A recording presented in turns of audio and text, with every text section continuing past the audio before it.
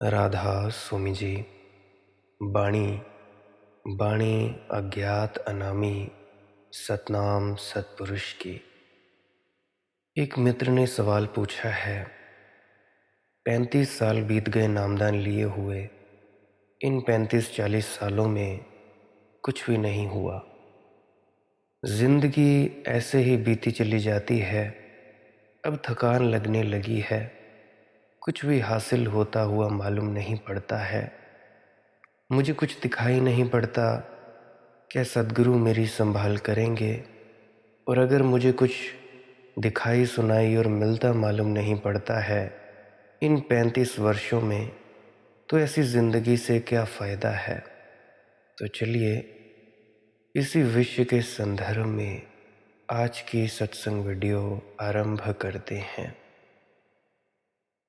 पहली बात तो ये समझ लेनी चाहिए कि जो हमें मिल गया है उसका हमें पता नहीं चलता। ज़िंदगी खुद इतनी बड़ी चीज़ है जो हमें मुफ्त मिल गई है, लेकिन उसके लिए हमारे मन में कोई धन्यवाद ही नहीं है। हम कहते हैं और कुछ मिलना चाहिए। अगर और कुछ भी मिल जाएगा तो उसके लिए हमारे मन में धन्यवाद बंद हो जाएगा। हम कहेंगे और मिलना चाहिए। ज़िंदगी इतनी बड़ी चीज़ है जो हमें मिली है, और ज़िंदगी इतनी असंभव चीज़ है जो हमें मिली है। कोई 2 अरब सूरज हैं, 2 अरब सूरजों पर इतनी ही अरब पृथ्वियां हैं उन सूरजों पर। फिलहाल मैं तो सिर्फ कोई 100-200 पृथ्वियों पर ही जा पाया हूँ, अपनी ही पृथ्वी जैसी पृथ्वियाँ। पर वैज्ञानिक कहते हैं कोई 2 अरब सूरज हैं, 2 अरब सूरजों पर इतनी ही अरब पृथ्वियाँ हैं, और इस एक छोटी सी पृथ्वी पर अभी जीवन है। ये ना होता तब तो बड़ा सहज था मामला। ये बहुत ही बड़ी आश्चर्यजनक बात है। इस पृथ्वी पर भी करोड़ों प्रकार की योनियां हैं, उनमें भी अकेले मनुष्य को थोड़ा सा बोध है। बोधपूर्वक जीवन अकेले मनुष्य के पास है। ये इतनी बड़ी घटना है, जीवन का होना और चेतना का होना इतनी बड़ी घटना है। लेकिन हम कहते हैं कि जीवन बेकार मालूम पड़ता है क्योंकि कुछ और मिलता नहीं। इसमें पहली भूल तो ये हो रही है कि हम जीवन इतनी बड़ी घटना है इसको ही नहीं देखते हैं। जीवन मिल गया है, इससे ज़्यादा और मिलने को हो भी क्या सकता है। होना भी इतनी बड़ी बात है कि जिसकी हम कोई कीमत नहीं आंक सकते, क्योंकि अगर हम ना हों तो किससे शिकायत करेंगे, और अगर हम ना हों तो हम कैसे रोक सकते हैं ना होने को। लेकिन हम हो सकते हैं। इतना अद्भुत मिरेकल घट गया है, लेकिन उस पर हमारी कोई नज़र ही नहीं है।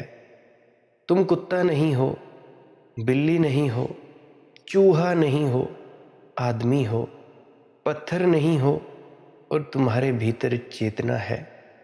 लेकिन ये 2 कौड़ी की बातें हैं हमारे लिए। हम कहते हैं ये जीवन बेकार है क्योंकि हमें कुछ और चाहिए। क्या चाहिए तुम्हें? इतनी बड़ी चीज़ जब तुम्हें बेकार लग रही है तो तुम्हें कुछ भी मिल जाए तो बेकार लगेगा। कद्र तुम करते नहीं, यानी तुम्हारे सोचने का मापदंड, करने का ढंग ही गलत है। तुम्हें कुछ भी मिल जाए तुम कहोगे ये बेकार है। तो पहली तो बात यह कि जीवन की धन्यता को अनुभव करना ज़रूरी है। अगर आनंदित होना हो तो जो मिल गया है वह क्या है, इसे पहचानना ज़रूरी है।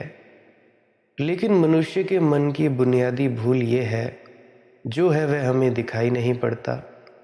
एक अंधे आदमी को पता चलता है कि आँख होती तो कितना आनंद होता, आँख वाले को कभी पता नहीं चलता कि क्या आनंद है। अंधे आदमी से पूछो तो वह कहेगा सब खोने को तैयार हूँ आँख मिल जाए। आँख वाले से पूछो, वह कहेगा आँख आँख का कोई सवाल ही नहीं उठता। जो हमारे पास है वह हमें दिखाई नहीं पड़ता। मेरे एक मित्र हैं, वे मुझे मिलने आते थे, वर्षों से आते थे। जब भी मुझे मिलने आते थे तो वे खुद ही इतनी बात करते थे कि मुझे हाँ हाँ और ना ना करनी पड़ती थी। बस इतना ही जवाब देना पड़ता था। इससे ज़्यादा मैंने कभी उनसे बात नहीं की। इधर वे बहरे हो गए। इस बार आए तो बहुत रोने लगे, कहने लगे कि मैं बहरा हो गया। तो मैंने कहा, इसमें रोने की क्या बात है? तुम सदा से बहरे थे। तुमने कब किसको सुना था? तुम तो बोलते थे, तो बोल तो अब भी सकते हो। रह गई हाँ ना की बात, तो मुझे कभी हाँ ना कहना था। तो अब मैं लिख कर हाँ और ना बता दूंगा, तो मुझे तो सुनने का कोई सवाल ना था। उन्होंने कहा, अब मुझे लगता है कि मैं चूक गया आपको सुनने से। तो मैंने कहा, तुम्हारे पास कान होते तो तुम्हें कभी भी ना लगता। जो हमारे पास है वह हमें दिखाई नहीं पड़ रहा है। जो हमारे पास नहीं है उसका हम हिसाब लगाए बैठे हैं, और जो हमारे पास है वह इतना है कि जो हमारे पास नहीं है उसका हिसाब लगाना ही नासमझी है, उसका कोई मूल्य ही नहीं है। कठिनाई यह है कि जो मिला हुआ है वह टेकन फॉर ग्रांटेड हो जाता है। वह है ही, उसकी कोई बात ही नहीं करनी हमें। लेकिन हमारा कोई दावा है इस दुनिया पर कि हमें ये मिलना ही चाहिए? अगर मेरी आँख कल चली जाए तो मैं किससे शिकायत करूँगा? और जब मेरे पास आँख थी तब मैंने कुछ भी नहीं किया उन आँखों से। न मैंने फूल देखे, न मैंने चांदनी देखी, न मैंने कोई सुंदर चेहरा देखा। मैंने इन आँखों से कुछ भी नहीं किया। जब तक मेरे पास कान है तब तक ना मैंने सितार सुनी, ना मैंने शास्त्रीय संगीत सुना, मधुर गुरबानियाँ सुनी, ना मैंने पक्षियों के गीत सुने, ना मैंने झरनों की कलकल सुनी, ना मैंने कोई सुनने योग्य बात सुनी। जब कान खो गए तब मैं बैठकर रोऊंगा, जब आँख चली जाएगी तब मैं रोऊंगा। और ज़िंदगी जब तक है तब तक कर क्या रहे हैं हम? क्या कर रहे हैं हम? ज़िंदगी का क्या कर रहे हैं? तो उसमें पहली बात तो ये समझ लेना, अगर तुमने ये कहा कि ज़िंदगी बेकार चली जा रही है और कुछ की मांग अगर तुमने बना ली तो तुम मुश्किल में पड़ जाओगे, पहली बात। दूसरी बात यह ये ध्यान में रखना ज़रूरी है कि ज़िंदगी कोई ऐसी चीज़ नहीं है कि वहाँ कोई बना बनाया आनंद कहीं रखा है कि तुम जाओगे और तुम्हें मिल जाएगा। ये सारे दुनिया के धर्मों ने गलत फहमी आदमी को पैदा की है। उन्होंने एक रेडीमेड मोक्ष और एक बना हुआ आनंद, बना हुआ सचखंड जैसे कहीं रखा हुआ है कोई सत्य।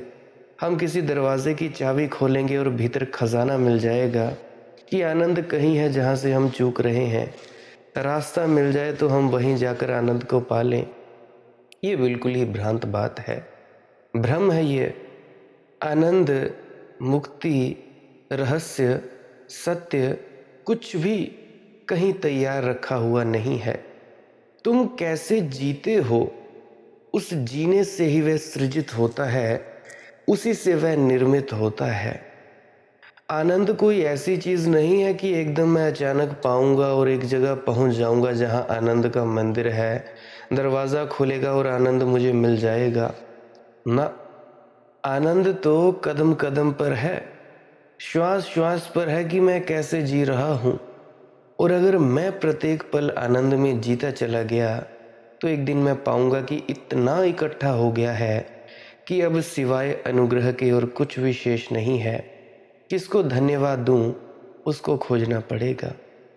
लेकिन हम किसी गुरु के पास जा रहे हैं, कोई चाबी बता दे, कोई मेथड बता दे, कोई रास्ता बता दे जिससे हम गुजर जाएं और बस आनंद पर पहुंच जाएं।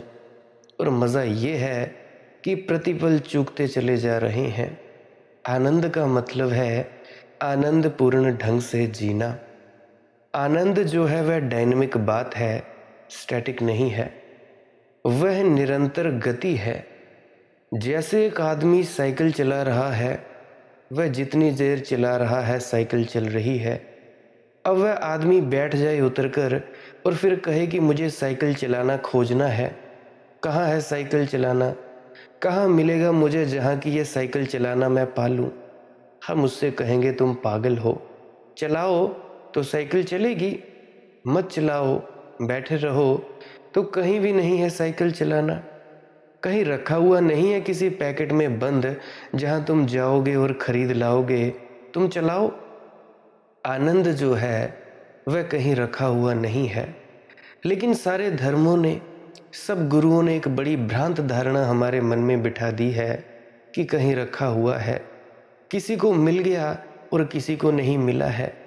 मैं तुमसे ये कहना चाहता हूँ कि पल पल आनंद से जियो, और पल पल आनंद से जीने का ख्याल आ जाए तो ज़रूर एक दिन इतना आनंद तुम्हारे भीतर इकट्ठा होता चला जाएगा कि उसका हिसाब लगाना मुश्किल हो जाएगा। लेकिन पल पल तो हम दुख से जिएंगे, ये भी एक दुख पालेंगे कि हमको अभी आनंद नहीं मिला हुआ है, ये भी एक दुख पालते चले जाएंगे। पल पल हम दुख से जिएंगे और दुखी होने की आदत बन जाएगी और फिर हम आनंद खोजेंगे। आनंद कहाँ मिलने वाला है? हम उल्टा काम कर रहे हैं। कौन सी चीज में सुख ले रहे हो? सुख लेने के लिए बहुत चीजें हैं। हम किस चीज में सुख नहीं ले पाते, बल्कि जिस चीज में भी सुख मिल सकता उसमें भी दुख ले लेते हैं। अगर एक सुंदर आंख मुझे दिखाई पड़ती है, एक सुंदर चेहरा दिखाई पड़ता है, एक सुंदर फूल दिखाई पड़ता है, सुंदर फूल को देखकर मैं ये दुख ले लेता हूँ कि मेरी बगिया में नहीं खिला हुआ है, औरों की बगिया में खिला हुआ है, रास्ते पर झाड़ पर खिला हुआ है। सुंदर फूल कर देखकर मैं ये कहता हूँ, ये बड़े मज़े की बात है। फूल खिला था और उसमें मैं आनंदित हो सकता था और 2 सांसें मेरी फूल की सुगंध से सुगंधित हो सकती थी। लेकिन वह फूल जिसमें मैं सुख ले सकता था सिर्फ दुख दिया मुझे, और मैं ये भाव लेकर गया कि अपने पास कोई बगिया नहीं, कोई बगीचा नहीं। कब अपने पास बगिया होगी? कब अपना फूल खिलेगा? सबकी बगिया में फूल खिल गए हैं, हम मरे जा रहे हैं। वह फूल जिसमें कि तुम्हें कोई दुख देने का कारण ना था, वह तुम दुख लेकर चले गए। बहुत से ऐसा करते हैं। बहुतों के घर पे मैं चला जाता हूँ, कोई खाना खाने बुलाता है, कोई कुछ करने बुलाता है तो कोई कुछ करने बुलाता है। हालांकि जब मैं उनके पास जाता हूँ तो मैं उनसे कहता हूँ कि भाई कहो क्या कहना है, तो वो मुझे फालतू सवाल पूछने लगते हैं।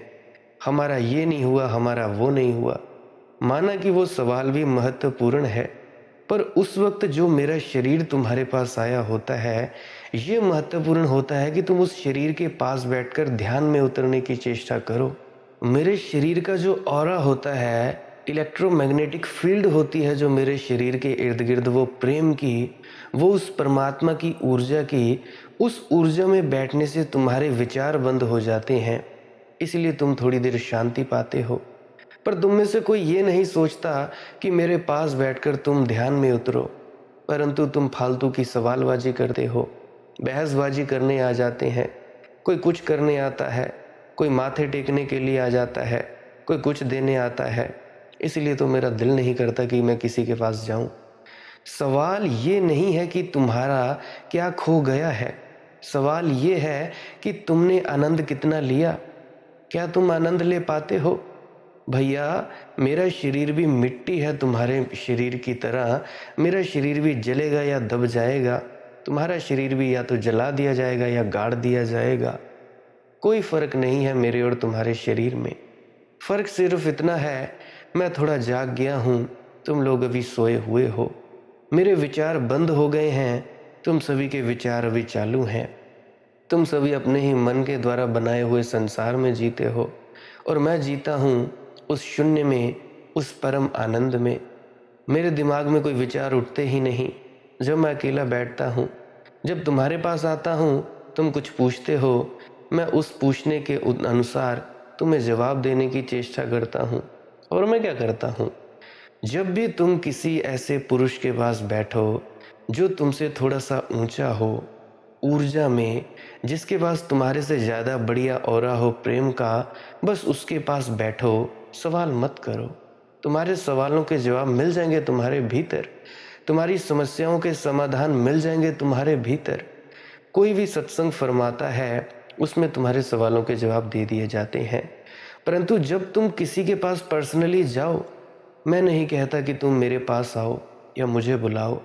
मैं ये कहता हूँ कि जहाँ मर्जी जाओ, किसी डेरे में जाओ, किसी सत्संग सेंटर में जाओ, किसी मंदिर में जाओ, किसी मस्जिद में जाओ, किसी गुरुद्वारे में जाओ, किसी गिरजे में जाओ, किसी समाधि के पास जाओ, वहाँ पे माथे टेकने से कोई मतलब नहीं है, पूजा अर्चना से कोई मतलब नहीं है।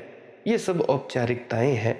करो पूजा अर्चना, माथे टेको, पर उसके साथ साथ भैया बैठो भी। अगर तुम किसी मंदिर में जा रहे हो तो मूर्ति के सामने झुके हो तो थोड़ा मूर्ति के पास बैठकर भैया उसको भगवत स्वरूप मानकर थोड़ा भजन भी कर लो, ध्यान में उतरो।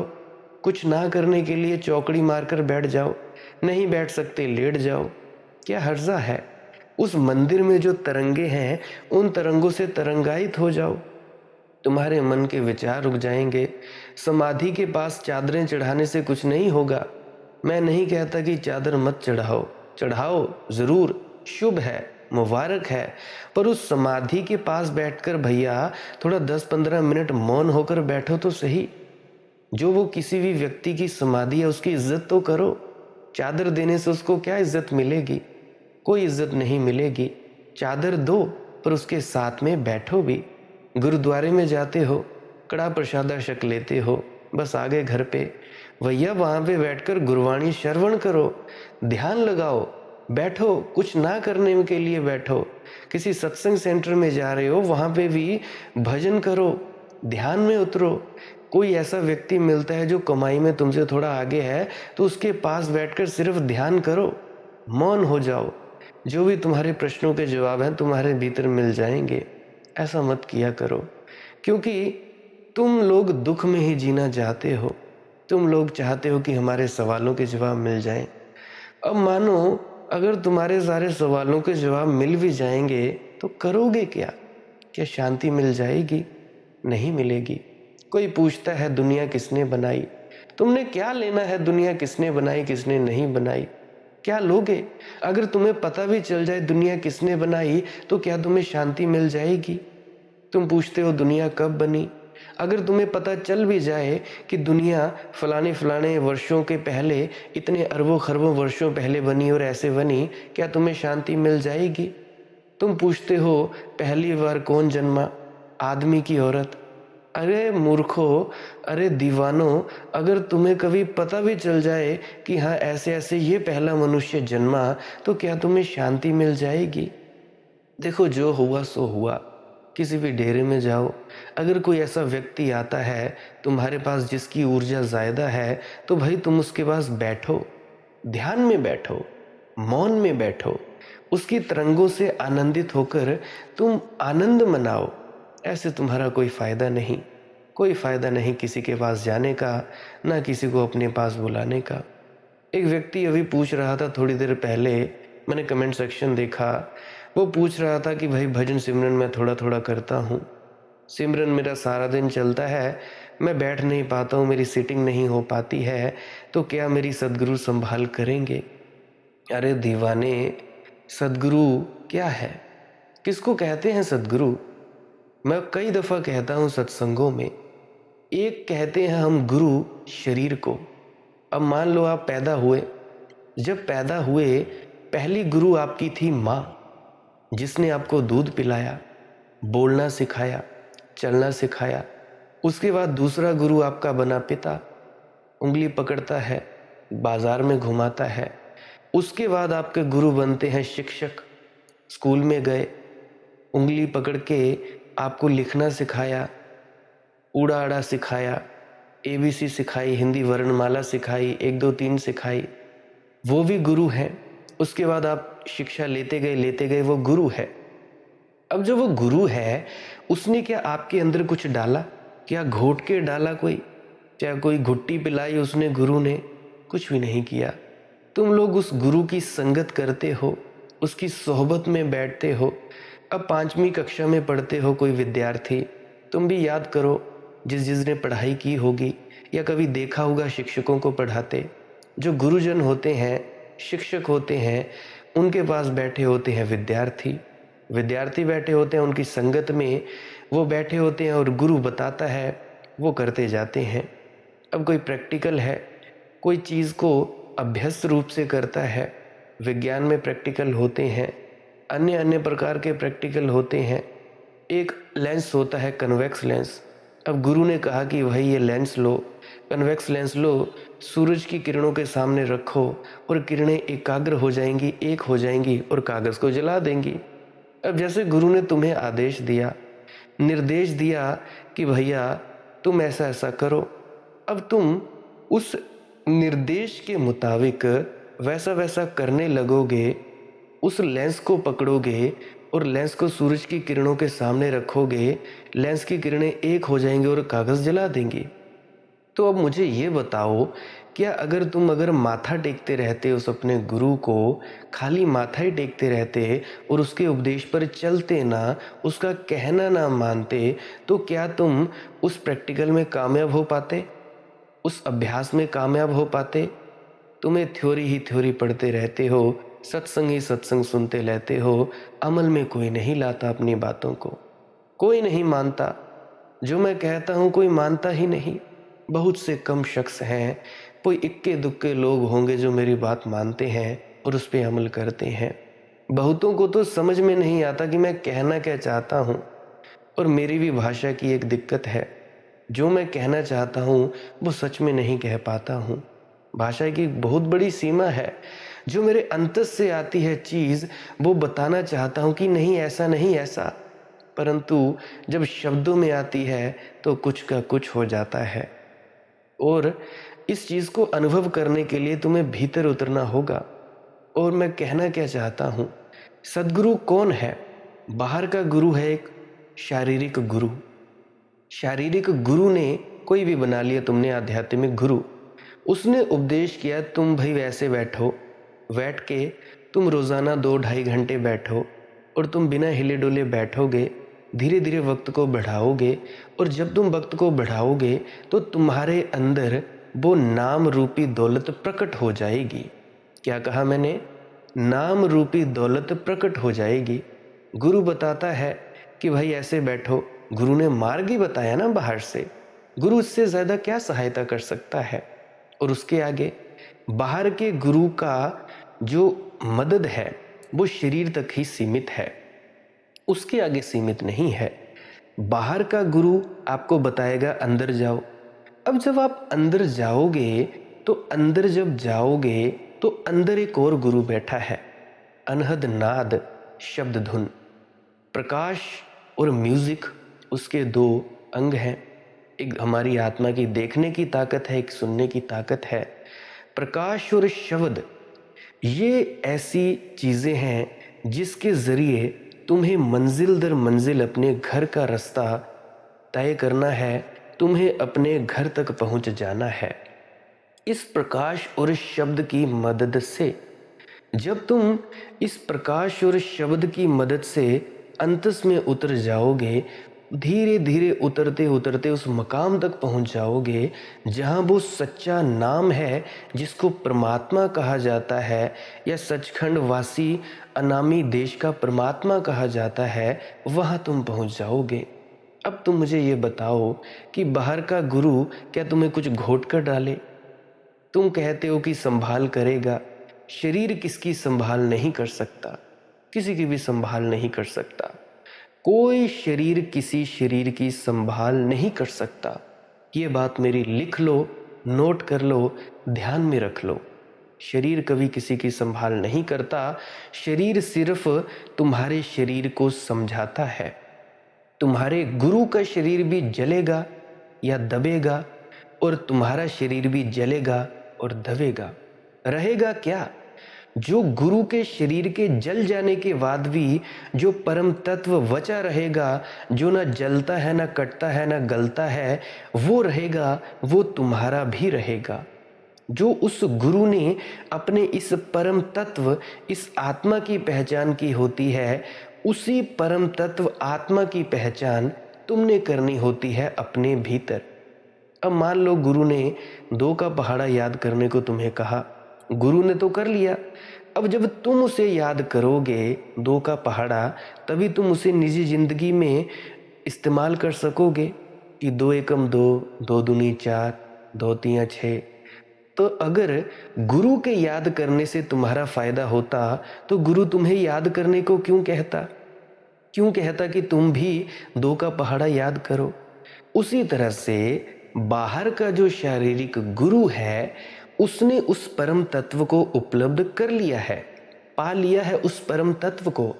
अब वो कहता है कि भाई तुम भी अपने भीतर उस परम तत्व की खोज करो, गौर करो कि तुम कौन हो। जब तुम उस परम तत्व को पालोगे तब तुम भी मेरे जैसे हो जाओगे। तो ये है गुरु की संभाल। गुरु बाहर का क्या संभाल कर सकता है? उसकी इतनी ही संभाल है कि सत्संगों के माध्यम से आपको समझाए बुझाए और आपको भटकने ना दे, और अंदर शब्द और प्रकाश के माध्यम से आप भीतर जाएं। शब्द गुरु सूरत धुन चेला। और याद रखें, मरते वक्त क्या होगा? जितनी आपकी साधना होगी, जितनी आपकी तपस्या होगी, उतनी तपस्या आपकी रह जाएगी और अगले जन्म के लिए स्थगित कर दी जाएगी। जब आपका अगला जन्म होगा तो अगले जन्म में आप वहीं से शुरू करोगे जहां से आपने शुरू करना है। मुझे अपना याद है, जब मैं पैदा हुआ था तो जब मैं पिछले जन्मों में जाने की कोशिश करता हूँ, तो जब मैं पैदा हुआ था तो मुझे अलग अलग अनुभव होते थे। पहली दूसरी कक्षा में जब मैं पढ़ता था तो मुझे बहुत ही डरावने सपने आते थे। मुझे नहीं पता लगता था कि ये क्या हो रहा है, क्या नहीं हो रहा है। और जब मैं दूसरी कक्षा में था, मुझे आज भी याद है, मुझे मेरी बुआ जी का लड़का याद दिलवाता है। मेरी बुआ जी का जो छोटा लड़का है वो मेरे घर पे आया करता था, हम खेला करते थे। तो एक दिन मैंने उसे कहा कि भैया मैं बड़ी गलत जगह पैदा हो गया हूँ, मुझे यहाँ पैदा नहीं होना चाहिए था। उस वक्त मैंने अनजाने में कह दी बात। वो मुझे अभी याद दिलवाता है कि मनदीप तूने ये बात कही थी उस वक्त। फिर मैंने एक दिन इस पर चिंतन किया कि अब मुझे समझ आता है कि मैंने उस वक्त ये बात क्यों की थी। तो कहने का मेरा मतलब है कि जो पुरानी जिंदगी की साधना अधूरी रह जाती है, अगली जिंदगी में साधना वहीं से शुरू होती है। पर ख्याल करें, जहां आखिरी मरते वक्त तुम्हारा ख्याल होगा, वहीं जो संस्कार बनेंगे अगले जन्म में वही संस्कार बनेंगे जो आपका मरते वक्त ख्याल होगा। कहते हैं जहां आदसा तहां वादसा। जो जो ख्याल मरते वक्त पैदा होते हैं वही वही ख्याल के अनुसार अगला जन्म दिया जाता है प्रकृति द्वारा, और अगली देह प्रदान कर दी जाती है। तो संभाल करने से क्या मतलब हुआ? अंतस में जब तुम उतरोगे तो ये शब्द और प्रकाश तुम्हारी रहनुमाई करेगा। ये शब्द, इसका जो रोशनी है, ये जो म्यूजिक है, ये जो टीं टीं की साई साई की झिंगुर जैसी आवाज़ सुनाई देती है, ये तुम्हारी अंदर रहनुमाई करेगी, ये तुम्हारी संभाल करेगी, पल पल तुम्हारी संभाल करती ही रही है। चाहे तुमने इस शब्द और प्रकाश को सुना या देखा नहीं, फिर भी ये तुम्हारी संभाल करती आ रही है। चाहे तुम्हारे पास नामदान है चाहे नहीं है, फिर भी ये शब्द और प्रकाश ये तुम्हारी संभाल कर रहा है। बिना नामदान वालों को भी संभाल कर रहा है, नामदान लेने वालों की भी संभाल कर रहा है। ये है सच्चा सद्गुरु। बाहर के सद्गुरु भी मुबारक, उसकी भी इज्जत है, परंतु जब तुम भीतर जाओ तो बाहर के सद्गुरु के शरीर से चिपटो मत। कल भी मैंने यही बताया था, आज मैं फिर से दूसरी बार दोहरा रहा हूँ। बाहर के सद्गुरु के शरीर से मत चिपको, उसके अंदर जो बैठी हुई ताकत है उसको पाने की चेष्टा करो। वैसे पाना ये शब्द थोड़ा गलत सा लगता है, उसको उपलब्ध होने की चेष्टा करो। गौर फरमाए मैं क्या कहना चाहता हूँ, क्या समझाना चाहता हूँ, उसको ध्यान से सुना करो। आपको समझ में नहीं आता है, फिर वही सवाल आपके अंतस में, आपके जहन में उठने लगते हैं। तो मैं क्या कहना चाहता हूँ, बहुत से प्रेमियों को, बहुत से दीवानों को यह भ्रम है कि मरते वक्त सद्गुरु ले जाएगा। अरे दीवानों, जो स्वरूप तुम्हारा मरते वक्त प्रकट होता है वो तुम्हारे मन का ही स्वरूप है। जो यमदूत तुम्हारे सामने प्रकट होते हैं ये तुम्हारे मन के ही स्वरूप हैं।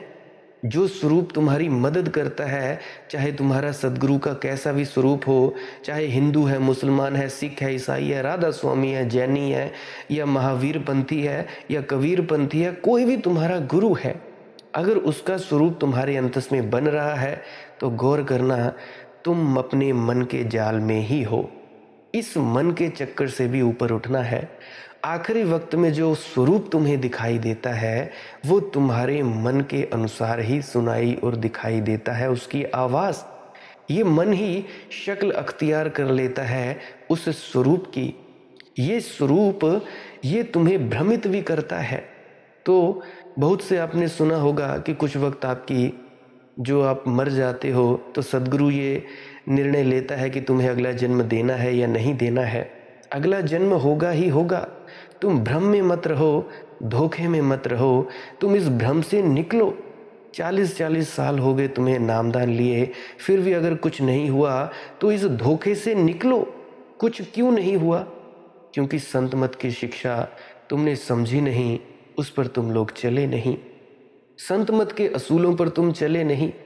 क्या नहीं चले? क्या कहते हैं तुम्हारे मार्गदर्शक, तुम उस पर पूरे नहीं चले। संत महात्माओं ने जो जो तुम्हें बाहर कहा है उस पर तुम नहीं चले। तुम अपने आप की ही खोजबीन करो। अगर तुम लोगों को 40-40 साल बाद भी कुछ नहीं मिला तो उसमें यही दिक्कत है। जैसा मैंने कमेंट सेक्शन में एक भाई द्वारा कमेंट पढ़ा कि मैं सिमरन तो चलते फिरते मेरा होता रहता है, मैं बैठता नहीं हूँ। अरे दीवाने, लेट कर ही कर लिया कर, लेट कर ही सुन लिया करो धुन, और धीरे धीरे सुनते सुनते अपने भीतर सरको भीतर भीतर सरकते जाओगे और तुम जान जाओगे कि तुम कौन हो। सदगुरु संभाल सभी की करता है, पर क्या सदगुरु, क्या चीज़? मैं सदगुरु को अगर परमात्मा के नाम पर यूज़ करूं, इस्तेमाल करूं तो कोई हर्जा तो नहीं। अगर मैं सदगुरु को अल्लाह करूं, अल्लाह कह दूं तो कोई हर्जा तो नहीं। अगर मैं सदगुरु की जगह वाहिगुरु कह दूं तो कोई हर्जा तो नहीं। तो ये जो नाम है ये परमात्मा के ही अलग अलग नाम हैं। ये लिपियां हमारे समझाने के लिए बनाई गई हैं ताकि हमें समझ में आए। ये मील के पत्थरों की तरह है। अब जैसे किसी पत्थर पर लिखा है दिल्ली 22 किलोमीटर, किसी पर लिखा है चंडीगढ़ 25 किलोमीटर, तो ये हमारे समझने के लिए है।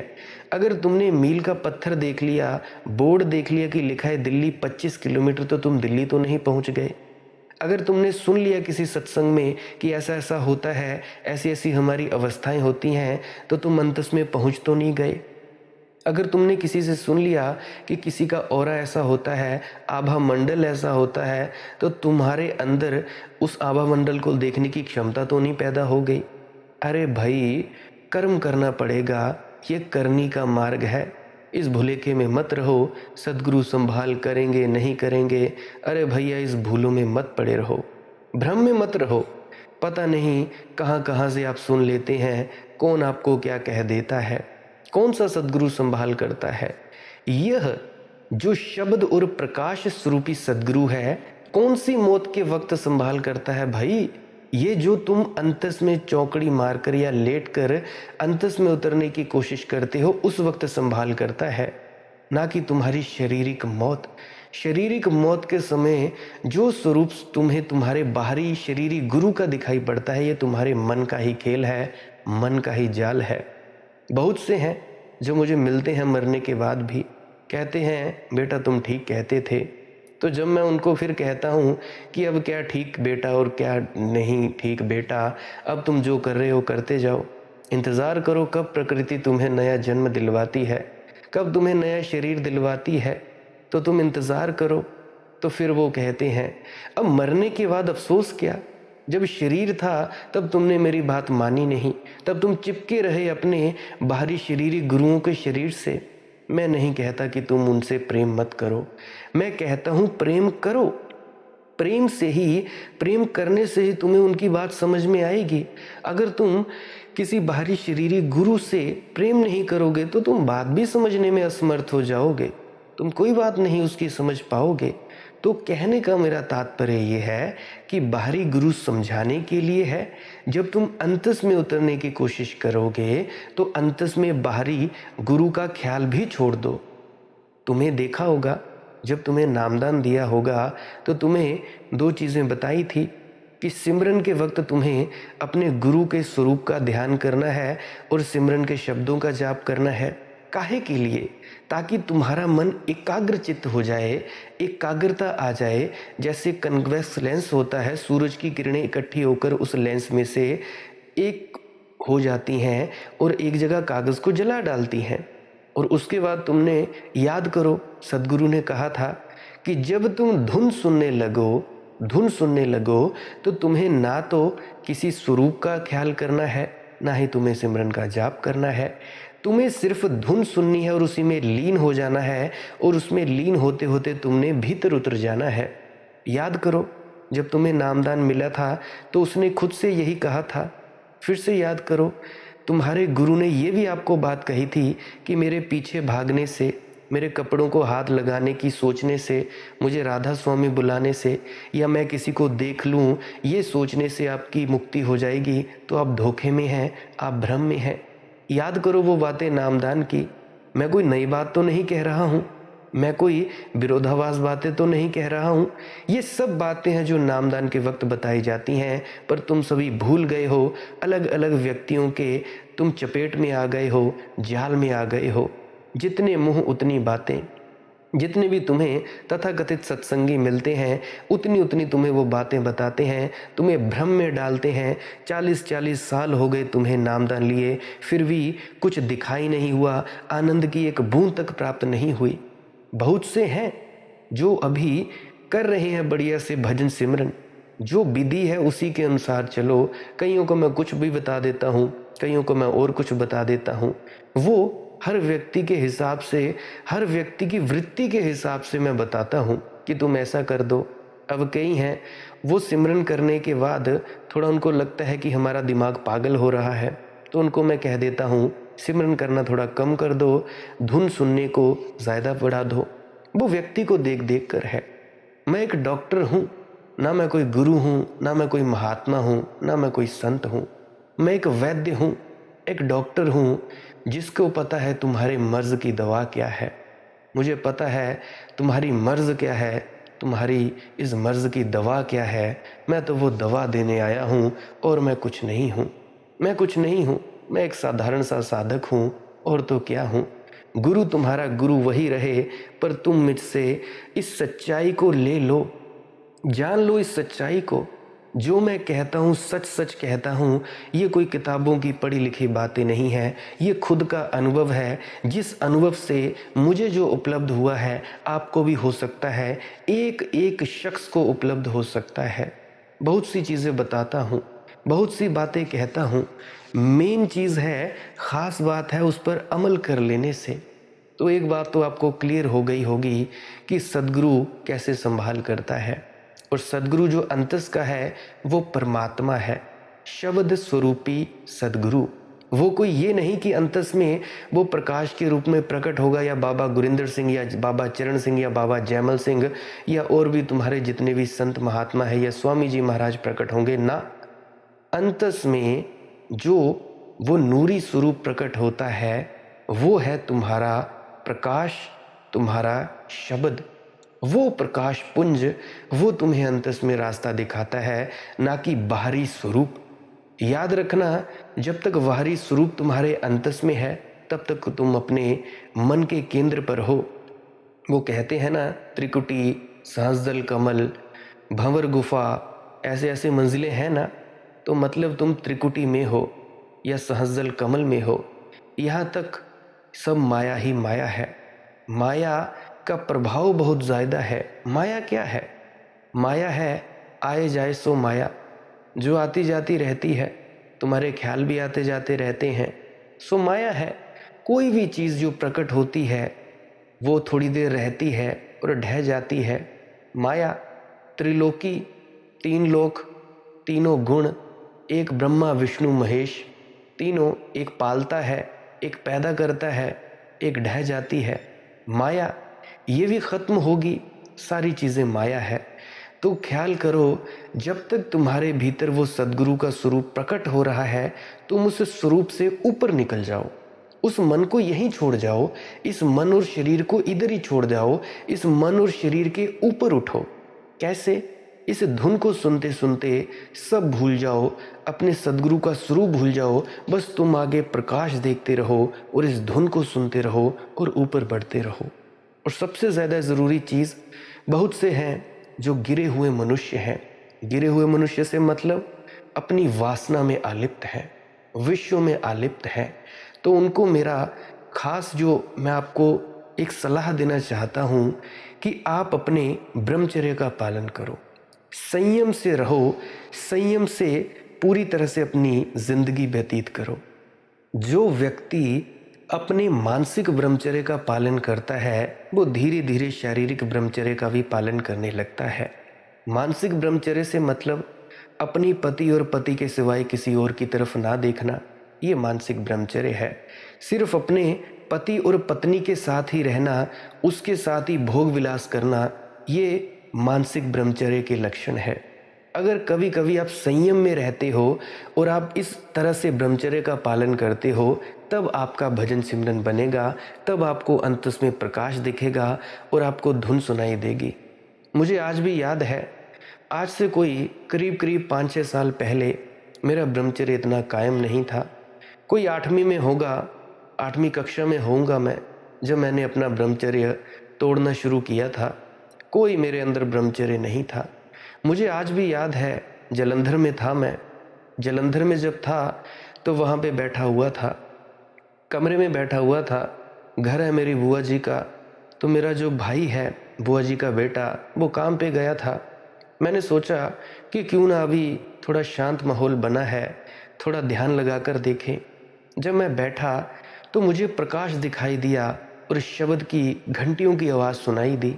ये चीज़ पाने को मैं बहुत दिनों से प्रयास कर रहा था, पर उस दिन कुछ ऐसा हुआ कि ये मुझे प्रकाश दिखाई दिया और मुझे वो शब्द सुनाई दिया।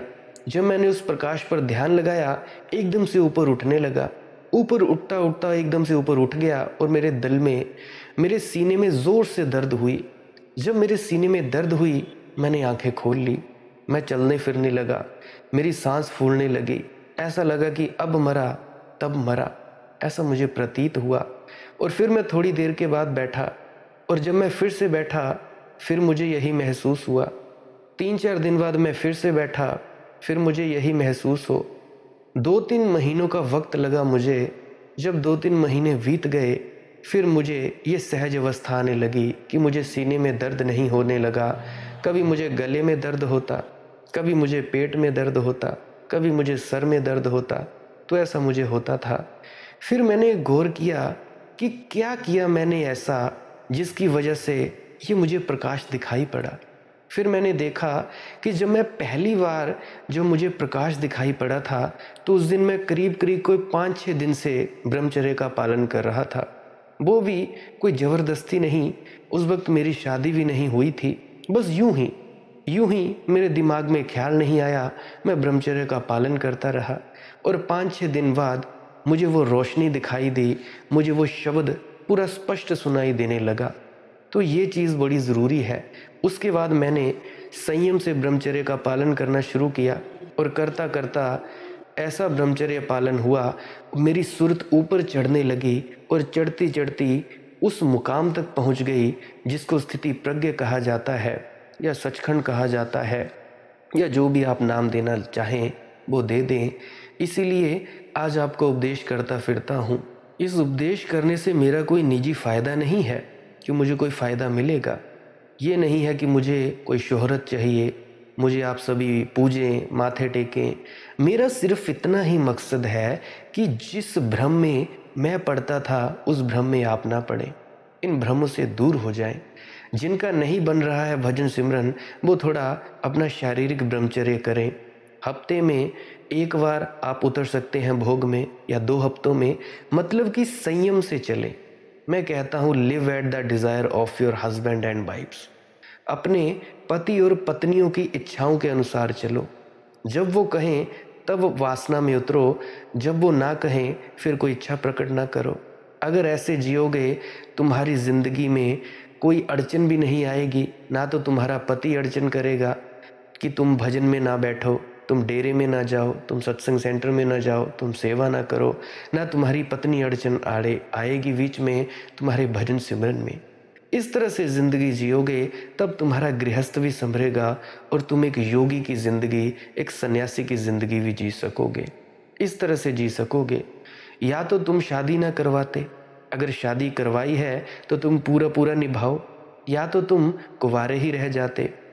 कुंवारे रह जाते फिर तो जैसा मर्जी तुम जियो, ब्रह्मचर्य पालन करना हो तो अखंड ब्रह्मचर्य पालन करो, तो इसमें कोई दिक्कत नहीं होती। पर अभी तुम गृहस्थ हो, मैं खुद अभी गृहस्थ हूँ, आप लोग गृहस्थ की ज़िंदगी व्यतीत कर रहे हो, तो आपके लिए सबसे ज़्यादा ज़रूरी बात है live at the desire of your husband and wifes. अपने पति और पत्नियों की इच्छा के अनुसार ये वासना में उतरो। अगर तुमने कुछ अंतस में देखना है, कुछ पाना है। कुछ बूढ़े हैं, 75 साल की उम्र है, अब तक भी उनकी वासना नहीं गई। क्यों नहीं गई? क्योंकि जब वासना में उतरना चाहते हैं तो वो सोचते हैं भजन की बातें। जब भजन करने बैठते हैं तब वासना की नग्न स्त्रियां और पुरुष आते हैं। ये तुम्हारे साथ होता है। अरे दीवानों, पहले भोग लो उसको, भोगो। या अपने मन को कहो कि भैया हमारे पास है इसका साधन, इसको भोगने का हमारे पास साधन है, इसको बाद में भोगेंगे, अभी तो हमें वक्त दे दे। इस तरह से अगर तुम सब गृहस्थ को बिताओगे तब तुम्हारा बनेगा, ऐसे नहीं बनेगा। तो शारीरिक और मानसिक ब्रह्मचर्य बड़ा ही ज़्यादा ज़रूरी है। इसको तुम अच्छे ढंग से करो, अच्छे ढंग से बिताओ। गृहस्थ में भी रहना है और सन्यासी की तरह भी रहना है। इस तरह से जियो जैसे तुम पहाड़ों में हो, हिमालय की वादियों में हो। इस तरह से जियो तब तुम्हारा भजन सिमरन बनेगा। मैंने अपनी आप बीती से आपको समझाने की कोशिश की कि कैसे हो रहा है, किस तरह से करना है, किस तरह से शब्द और प्रकाश दिखाई देगा और सुनाई देगा। अगर ऐसा करोगे फिर जब आप मरने लगोगे, अगर आप जीते जी हर रोज़ इसका अभ्यास करते हो तो जब मरने लगोगे तो अंतस में प्रकाश दिखाई देगा और वो धुन, घंटा, शंख ये नहीं सुनाई देगी। वो जो सच्चा नाम है, इन ध्वनियों से ऊपर है, वो दिखाई देगा तुम्हें, ना कि तुम्हारा बाबा चरण सिंह, तुम्हारा बाबा गुरिंदर सिंह ढिल्लो या और फलाने महापुरुष और फलाने सदगुरु। ये पूजनीय है, ये मुबारक हैं ये शख्सियतें, क्योंकि इन्होंने तुम्हें मार्ग दिखाया परमात्मा तक पहुंचाने का। वो कहते हैं संत कबीर जी, गुरु गोविंद दो खड़े हैं काके लागू पाए, वले हरे गुरु आपने जिन गोविंद दियो मिलाए। फिर तुम जब उस गोविंद से मिल जाओ, उस परमात्मा से मिल जाओ, फिर तुम अपने गुरु के चरण पकड़ना कि शुक्र है तेरा सदगुरु, ना शुक्रे मत बनना, ना शुक्रे मत बनना।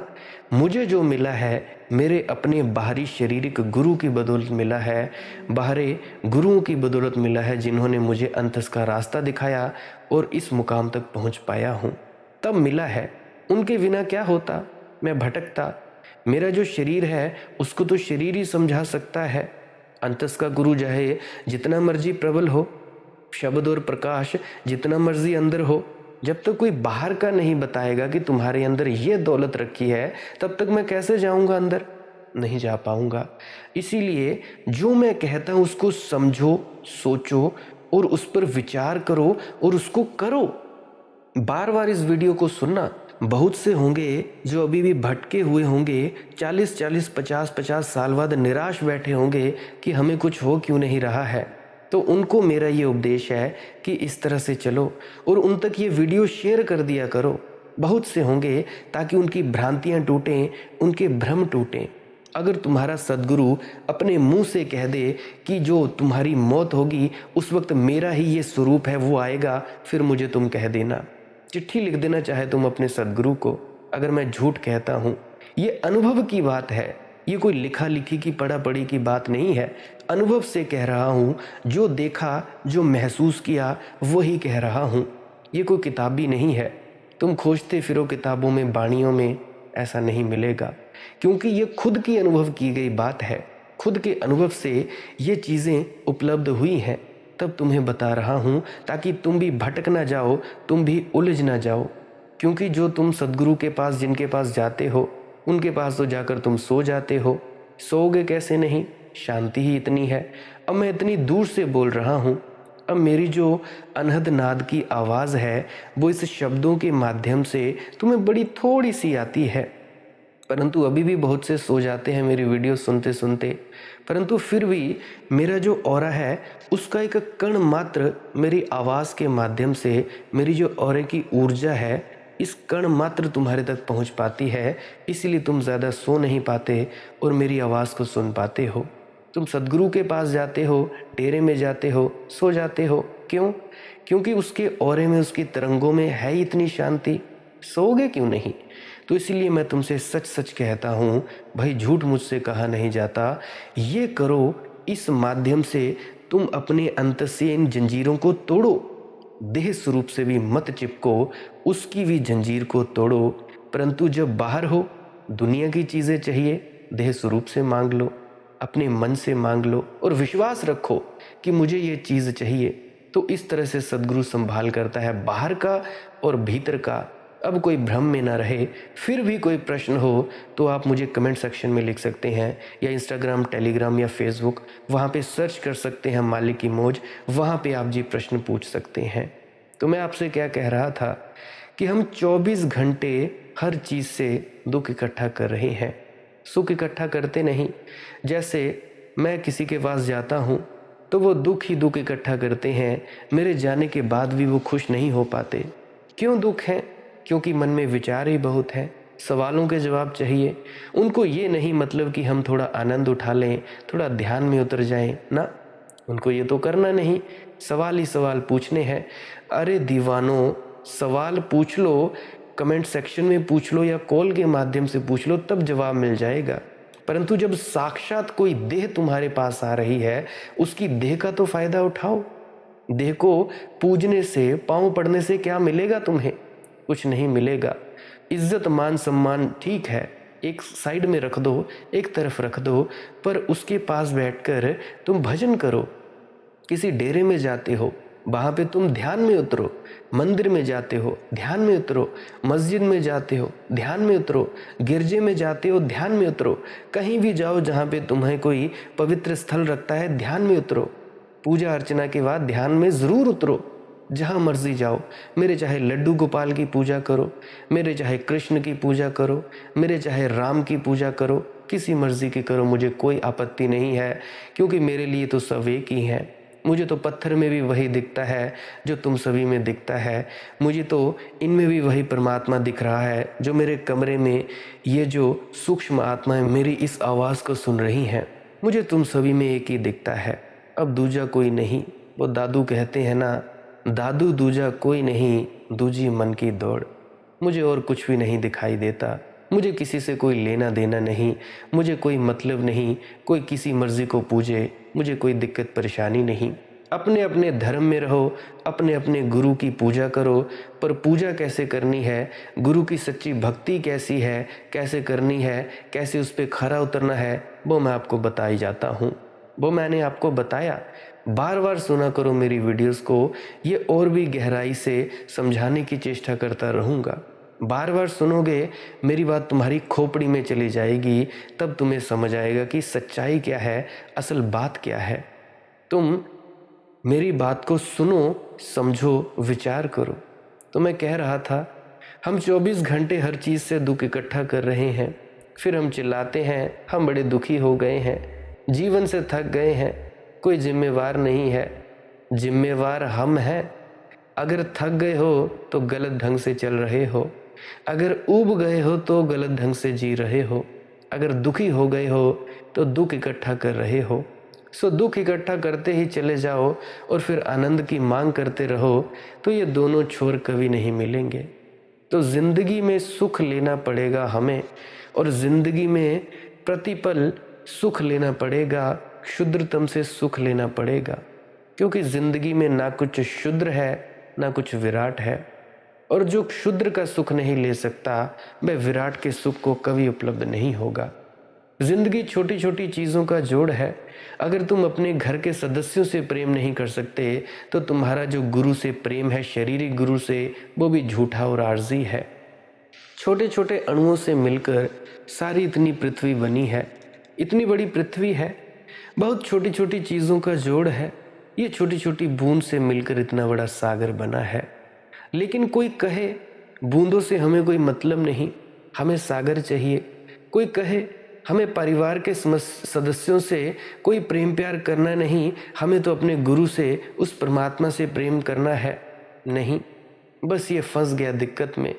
इसने गलत रास्ता पकड़ लिया, क्योंकि बूंद बूंद इकट्ठा होती तो सागर होने वाला था। बूंद तो इसे चाहिए नहीं, घर के सदस्यों से इसे प्रेम करना नहीं, उनसे तो ये चिढ़ कर बात करते हैं, उनसे तो ये गुस्से में बात करते हैं। तो क्या खाक परमात्मा मिलेगा तुम्हें? तुम्हारा घर में ही व्यवहार ठीक नहीं, तुम अपनी अकड़ में रहते हो, तो क्या खाक तुम्हें परमात्मा मिलेगा? नहीं मिलेगा। अफसोस, अफसोस के साथ कह रहा हूँ, नहीं मिलेगा। जब तुम भोजन कर रहे हो तब तुम आनंद से कर रहे हो, जब तुम कपड़े पहन रहे हो तब आनंद से पहन रहे हो, जब तुम मित्र से मिल रहे हो तब तुम आनंद से मिल रहे हो, जब तुम किसी को प्रेम कर रहे हो तब आनंद से कर रहे हो, जब तुमने चांद की तरफ देखा तो तुमने कोई आनंद लिया, जब फूल मिला तो तुमने कुछ आनंद लिया, जब 2 घड़ी तुम्हें शांति की मिली, कोई काम न रहा, तो तुम अपने सोफे पर आंख बंद करके विश्राम किए हो। नहीं, मैं कुछ भी नहीं किया है। और तब हम थक गए हैं, थक हम जाएंगे। जिंदगी बहुत मौके दे रही है, हम सब मौके चूक जाते हैं, और हर चीज़ में हमने तरकीबें बना रखी हैं। अगर मुझे एक सुंदर चेहरा दिखाई पड़ा तो उस सुंदर चेहरे से मुझे जो सुख मिलता था वह मैं नहीं लूँगा, उससे दुख ले लूँगा कि वह किसी और की पत्नी है, किसी और का पति है, वह किसी और का बेटा है, तो मैं चूक गया। और वह जिसका बेटा है, जिसकी पत्नी है, जिसका पति है, वह किसी और का चेहरा देखकर परेशान हुआ जा रहा है, वह अलग दुखी हो रहा है, हम अलग दुखी हो रहे हैं, सारी दुनिया दुखी हो रही है। दुख हमारा चुनाव है। तुम दुख चुन रहे हो तो दुख इकट्ठा होता चला जाता है, और फिर दब जाओगे उसके नीचे, और फिर परेशान हो जाओगे। दुख को चुनो मत। कौन तुमसे कहता है दुख को चुनो, सुख को चुनो? लेकिन हमारा पूरा चिंतन सुख विरोधी है। हम उस आदमी को अच्छा कहते हैं जो दुख चुनता है। अब हम बड़ी मुश्किल में पड़ गए हैं। जो आदमी दुख चुनता है वह बहुत अच्छा आदमी है, जो आदमी सुख चुनता है वह अच्छा आदमी है ही नहीं। हमें वह आदमी जंचता ही नहीं कि इसमें कुछ खूबी की बात है जो सुख चुन लेता है। पर दुनिया को जाने दो, तुम अपनी फिक्र करो और सुख चुनने की फिक्र करो। 24 घंटे ऐसे जियो कि हम हर चीज़ से सुख निकालेंगे, और देखो 24 घंटे के बाद कहाँ दुख है। सिर्फ 24 घंटे ये तय करके कि आज इस मिनट से लेकर 24 घंटे जो भी होगी ज़िंदगी में घटना, उससे हम सुख निकालने की कोशिश करेंगे, हम उससे सुख खींचेंगे।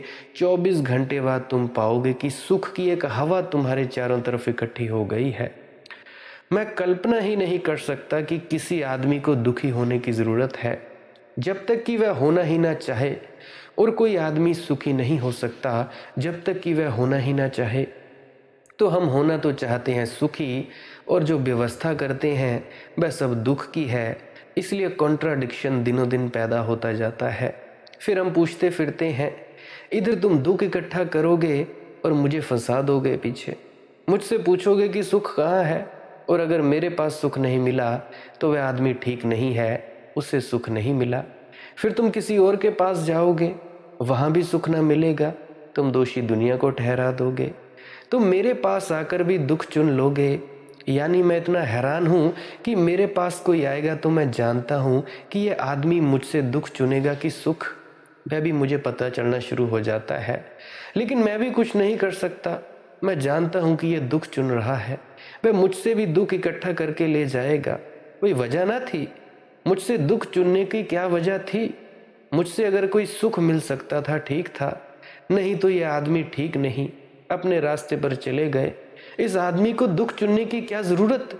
लेकिन इससे दुख चुन लिया जाएगा, और जिससे तुम दुख चुन लोगे वह तुम्हें दुश्मन मालूम पड़ने लगेगा, और जिससे तुम सुख चुन लोगे वह तुम्हें मित्र मालूम पड़ने लगेगा। उस आदमी के ही इस जगत में मित्र हो सकते हैं जो सुख चुनने की कला जानते हैं, जो खुशनुमा रहते हैं, जो चिड़चिड़े रहते हैं, जिनका चेहरा उतरा हुआ रहता है, गंभीर रहता है, उनके कोई ज़्यादा मित्र नहीं होते। मतलबी दोस्त हो सकते हैं पैसे के लिए या कोई और चीज़ों के लिए, पर सच्चे मित्र नहीं हो सकते। वह आदमी दुनिया में दुश्मन ही दुश्मन देखने लगेगा जो दुख चुनने की कला सीख गया। और हम तो दुख चुनने की कला सीख गए हैं। अब अभी 2 दिन पहले एक सज्जन मिलने आए, तो वे पूछने आए कि शांति कैसे मिले, बड़ा मन अशांत है। शांति खोजने आए हैं मेरे पास, मन बड़ा अशांत है, शांति कैसे मिले। और उनकी पत्नी ने शाम आकर कहा कि वह आपकी चप्पल उन्होंने देखी कि मखमल की है, तो वे बहुत आश्चर्य में पड़ गए कि किस मूड के पास आ गए। तो मैंने कहा कि अब जो आदमी मेरी मखमल की चप्पल से उसको क्या प्रयोजन है। मेरे पास चप्पल ना भी हो तो भी उसे कोई मतलब नहीं है, और हो भी और मखमल की हो तो भी उसे कोई मतलब नहीं है। तो मैंने कहा कि वह आदमी अब दुख चुनने को, अशांति चुनने को ही तैयार है, तो कोई कर भी क्या सकता है।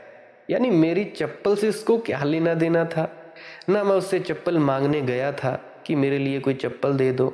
अभी मैं उसकी चप्पल भी छीनता तब भी कोई बात थी, उससे कोई संबंध ना था। लेकिन अब वह आदमी, अब ये जो आदमी है ना, अब इसने जो मैंने बातें की वे इसको दिखाई ही नहीं पड़ी। वो चप्पल को देख कर रह गया। उसने अपनी पत्नी से कहा कि भाई वह मुझे नहीं जमता, क्योंकि वह चप्पल तो, क्या ज़रूरत साधु को ऐसी चप्पल पहनने की, क्या ज़रूरत पजामा पहनने की, मॉडर्न ढंग से रहने की। मैंने उसको कहा कि मैं साधु हूँ या असाधु ये मेरे जानने की बात है, इसका कुछ भी निर्णय करना है तो मुझे करना है। नर्क स्वर्ग के दरवाजे पर पहुंचूंगा तो मैं पहुंचूंगा, जवाल सवाल भगवान से कुछ करने होंगे तो मैं कर लूँगा। इस चप्पल के लिए कुछ बातचीत चलेगी तो मैं उत्तर दे दूंगा, तुमसे तो कहीं गवाही भी नहीं लूँगा। तुम क्यों बीच में पड़ते हो, नाहक परेशान होते हो, तुम्हें क्या मतलब है। तुम आए थे अपनी शांति खोजने, लेकिन तुम यहाँ से भी अशांति खोज कर चले गए। हमारा जो दिमाग है वह पूरे वक्त कैसे काम कर रहा है, इसको समझने की कोशिश करें। क्या वह अशांति चुनने के रास्ते खोज रहा है, दुख चुन रहा है, जहां भी जा रहा है वहां से क्या कांटे चुन रहा है, तो वह चुनता चला जाएगा। फिर बहुत मुश्किल है, फिर बहुत कठिन है, और 24 घंटे तुम्हारा चुनाव ही तुम्हारा व्यक्तित्व बनेगा। तुम क्या चुन लोगे वही तुम हो जाओगे। अगर तुम दुखी हो तो तुम्हारे दुख चुनने की आदत है, इस आदत को तोड़ना पड़ेगा, और कोई नहीं तोड़ सकता, कोई दूसरा, इसको तुम्हें ही तोड़ना पड़ेगा। और तुम्हें देखना पड़ेगा कि पूरे वक्त मैं क्या चुनाव कर रहा हूँ। एक 24 घंटे का तय कर लें कि 24 घंटे मैं सुख चुनने की फिक्र करूँ। इस कमरे में आओ तो सुख चुन सकते हो, मेरे कमरे में किसी व्यक्ति से मिलो तो सुख चुन सकते हो। सुख के बहुत द्वार हैं, जितने द्वार सुख के हैं उतने ही द्वार दुख के हैं। अब हम किस तरफ खोलते हैं ये हम पर निर्भर है सदा। और जब तुम जिंदगी में सुख के ही द्वार खोलने में समर्थ हो जाते हो कि हर जगह सुख का द्वार खोल लेते हो हर जगह, तो अंत में जीवन के ये जो इतना इतना सुख तुम पर बरस पड़ता है, ये सारे सुख की वर्षा ही तुम्हें अंततः, जिसको तुम आनंद कहो, मोक्ष कहो, उसमें तुम्हें ले जाती है। उमर खयाम ने मजाक में एक बात कही है, उसने तो सब कुछ मजाक में कहा है, और दुनिया में जो बहुत गंभीर लोग हुए हैं उन्होंने सारी बातें मजाक में कही हैं। गांव के मौलवी ने उसे कहा कि बंद कर दो ये शराब पीना, और अगर बंद नहीं की तो स्वर्ग चूक जाओगे। और तुम्हें शायद पता नहीं कि स्वर्ग में शराब के चश्मे बहते हैं, झरने बहते हैं। तो उमर खयाम ने कहा कि बस बहुत ही अच्छा हुआ तुमने ये और बता दिया, मैं उसी का अभ्यास कर रहा हूँ। और तुम्हें ध्यान रहे, जब हम दोनों स्वर्ग के चश्मे पर पहुँचेंगे तो मेरा तो शराब पीने का अभ्यास रहेगा, तुम्हारा बिल्कुल नहीं रह जाएगा। तुम बड़ी मुश्किल में पड़ जाओगे। तुम पियोगे कैसे? जिसने पैग नहीं बनाया, पिया नहीं, जिसने छोटे से गिलास में नहीं पिया, वह झरने में कैसे पिएगा? तो उमर खयाम ने कहा, मैं तो इस गिलास में पीता रहूँगा ताकि अभ्यास बना रहे, अभ्यास बढ़ाता चला जाऊंगा, ताकि जब पूरी नदी सामने आए तो ऐसा ना हो कि नदी पर खड़े रह गए हैं और पीने की सामर्थ्य ही ना रहे। अब वह बात बिल्कुल ठीक ही कह रहा है। जिसने छोटे गिलास में सुख नहीं जाना वह विराट आनंद को कैसे जानेगा। जिसने क्षण में सुख नहीं जाना वह शाश्वत सुख को कैसे जानेगा। लेकिन अब तक हमें जो लॉजिक सिखाया गया है वह उल्टा है। वह ये कहता है क्षण के सुख को छोड़ो, ये क्षण भंगुर सुख है, इसको छोड़ोगे तो तुमको स्थायी सुख मिलेगा। ये तर्क ठीक मालूम पड़ता है, लेकिन बिल्कुल ही गलत है। जिसने क्षण भंगुर का भी सुख नहीं जाना, वह स्थायी सुख को कैसे जान सकेगा। यानी छोटे से गिलास में शराब पीना जिसने सीखी है, वह किसी दिन झरने की शराब में भी डूब सकता है। वह जो क्षण से सुख आ रहा है उसको लो। प्रत्येक क्षण में आने वाले सुख को लेते लेते लेते तुम्हारी वह क्षमता हो जाएगी कि तुम पूरे सागर में भी डूब सको। अब मैं किसी शराब पीने वाले से नफरत नहीं करता। क्यों नहीं करता? क्योंकि जो शराब पीने वाला है वो भी वही कुछ खोज रहा है जो एक सच्चा साधक खोजने की कोशिश करता है। परंतु शराब पीने वाले का ढंग थोड़ा दूसरा है। वो चाहता है कि भुला दूं सब कुछ, और जो दूसरा ढंग है किसी सन्यासी का, साधु का, सच्चे साधु का, वो कहता है कि विचारों को मिटा दिया जाए, इस मन से ऊपर उठा जाए, तब हम उस मस्ती में डूबे। इसलिए मेरी दृष्टि अगर तुम्हें समझनी हो तो मैं क्षणवादी हूँ, क्योंकि मैं मानता हूँ कि क्षणवादी ही शाश्वत को उपलब्ध हो सकता है। मैं सुखवादी हूँ, क्योंकि मैं मानता हूँ सुखवादी ही आनंद को उपलब्ध हो सकता है। और जिंदगी में कुछ भी त्याज्य नहीं है सिवाय दुख चुनने की प्रवृत्ति के।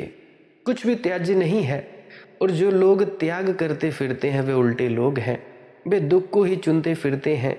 वे दुख को चुनते फिरते हैं तो दुख को मत चुनो, और अगर चुनना है तो पूरे मन से चुनो। फिर उसके लिए रो मत।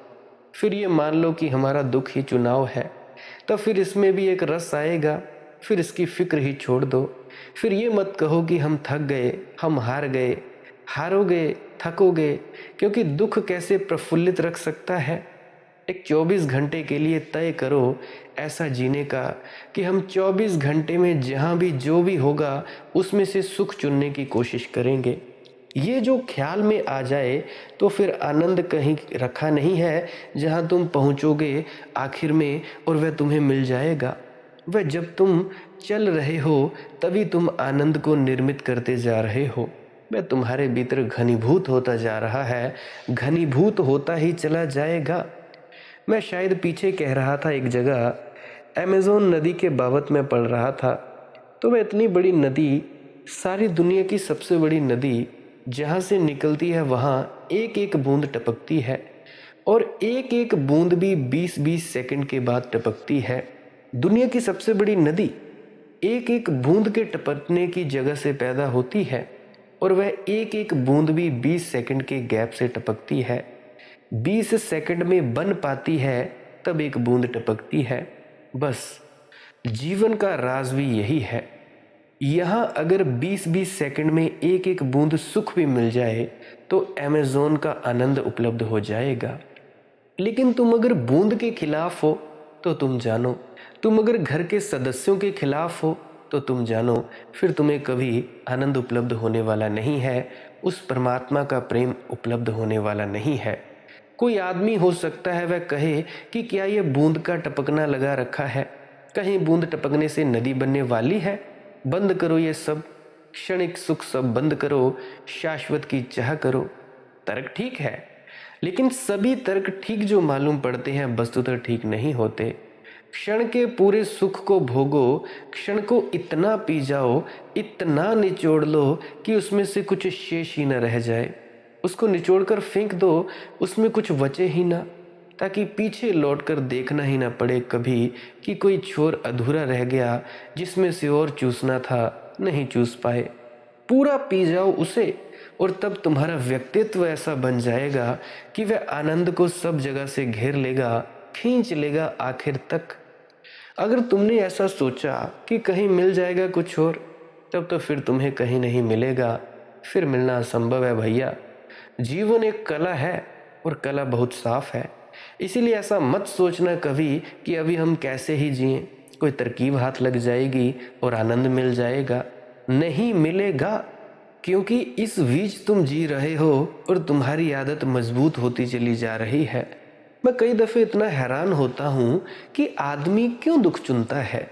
हम किसी के साथ 24 घंटे रहें तो हम सब तरह से दुख चुन लेंगे उससे, और हम इतने सेंसिटिव हो गए हैं दुख के लिए कि बस वह जगह जगह हमको, जैसे कभी घाव लग जाए, चोट लग जाए शरीर में, तो दिन भर फिर उसी चोट पर लगती रहती है। फिर ऐसा लगता है कि पता नहीं बात क्या है, आज इस अंगूठे में ही बार बार क्यों लग रहा है। वह रोज़ लगता है, लेकिन रोज़ पता नहीं चलता था, वह आज पता चल रहा है क्योंकि वहाँ चोट है। तो हम दुख का एक घाव बनाए हुए हैं अपने भीतर। सुख का हमने कोई स्थान नहीं बनाया, बस दुख का भाव बनाया हुआ है, घाव बनाया हुआ है। बस वह 24 घंटे सजग है, ज़रा सा धक्का कि बस हम सजग हुए, चोट फिर खा गए, घाव और बड़ा हो गया, फिर वह बढ़ता जाता है, फिर बढ़ता जाता है। और जो समझने वाले हैं, हमें समझाते रहे हैं सदा से, वे यही कहते हैं कि ये सब ठीक है, ये आनंद और स्थान पर है, वहाँ पहुँचना पड़ेगा। वे हमको भ्रांति देते हैं, कहीं आनंद नहीं है, तुम जहाँ हो वहीं है तुम्हारा आनंद। तुम्हारे चुनाव पर निर्भर है कि तुम क्या चुन लेते हो। अगर इसको ऐसा देख सको तो बदलाहट हो सकती है, नहीं तो कभी बदलाहट नहीं होगी। प्यारी साथ संगत जी, मैंने आज जो कुछ कहना था वो मैंने कह दिया है। आज का सत्संग यहीं समाप्त होता है। कोई प्रश्न है कमेंट सेक्शन में लिख सकते हैं, या मेरी विनम्र प्रार्थना है आपके चरणों में हाथ जोड़कर पुरानी सत्संग वीडियोस को अवश्य सुन लिया करो, क्योंकि कड़ी से कड़ी जुड़ी होती है। क्या पता पुरानी सत्संग वीडियो से आपको वो मिल जाए सीखने को जिस प्रश्न का आप जवाब चाहते थे। तो मेरी प्रार्थना है पुरानी वीडियोस को अवश्य सुन लिया करो, अन्यथा कमेंट सेक्शन में लिख दो, या आप इंस्टाग्राम, टेलीग्राम, फेसबुक पर सर्च करें मालिक की मौज, वहाँ पे आप जी प्रश्न पूछ सकते हैं। अगर आप जी को इस वीडियो से कुछ भी सीखने को मिला है तो आप इस वीडियो को लाइक कर सकते हैं, या जो आपको सीखने को मिला वो आप कमेंट सेक्शन में बता सकते हैं कि आपने ठीक समझा कि नहीं समझा, वो आप बीच में लिख सकते हैं कमेंट सेक्शन में, या आप राधा स्वामी लिख सकते हैं। अगर नहीं कुछ सीखने को मिला तो डिसलाइक अवश्य करें। सब्सक्राइब कर सकते हैं इस चैनल को अगर रोज़ाना नए नए सत्संग सुनना चाहते हैं। सत्संग का वक्त रहता है सुबह 6 बजे से लेकर 7 बजे तक। अगर कभी इस वक्त में ना डले तो शाम के 6 बजे तक का ज़रूर इंतज़ार करें। अगर उस दिन भी ना डले तो आप जी पुरानी वीडियोस का आनंद लें। मेरी वीडियोस का आप जैसे मर्ज़ी आनंद ले सकते हैं, चाहे आप ध्यान में उतरने के लिए वीडियोस सुने, चाहे आप अपने प्रश्नों के जवाब के लिए सुने, चाहे आप तर्क वितर्क के लिए सुने, मुझे कोई आपत्ति नहीं है। जैसा मर्जी चाहे आप विश्लेषण कर सकते हैं, जैसा मर्जी चाहे आप इसका चिंतन मनन कर सकते हैं। मेरी बातों को मान लेने से कोई बात नहीं है, ये सत्य मेरा जाना हुआ है। ये आपके लिए सिर्फ जानकारी है कि आप इस जानकारी का सही इस्तेमाल करो। सीधा सीधा राह है, आप कहीं भी मत भटको, किसी भी व्यक्ति के पास आपको भटकने की कोई ज़रूरत नहीं है। आप सीधा सीधा भजन के लिए बैठो और अपने ध्यान के लिए उतरो। बस इतना ही मेरा मकसद है, इतना ही मेरा मकसद है आपको बोलने का, समझाने का। अमल कर लेंगे तो फ़ायदा हो जाएगा, नहीं तो क्या ही कह सकता हूँ। आपकी अपनी अपनी मौज है, जैसा मर्ज़ी आप कर सकते हैं। आप मुझे इतने अंत तक सुनते हो, इसके लिए आपका बहुत बहुत शुक्रिया। अब मैं एक प्रार्थना करना चाहता हूँ अपने परमात्मा के प्रति। हे मेरे परमात्मा, हे मेरे सच्चे सद्गुरु, मुझे नहीं पता मैंने क्या कहा, मैंने क्या नहीं कहा। मैं नहीं जानता हूँ कि मैंने क्या कहा है।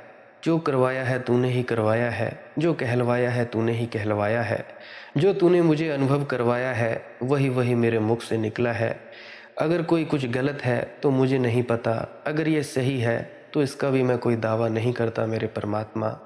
ये जो जीव हैं ये तेरे हैं, इन सभी पर अपनी दया मेहर की दृष्टि बनाए रखना, इन सभी को अपने धाम में ज़रूर पहुंचाना। परमात्मा शुक्र करता हूँ तेरा, शुक्र है, शुक्र है, शुक्र है।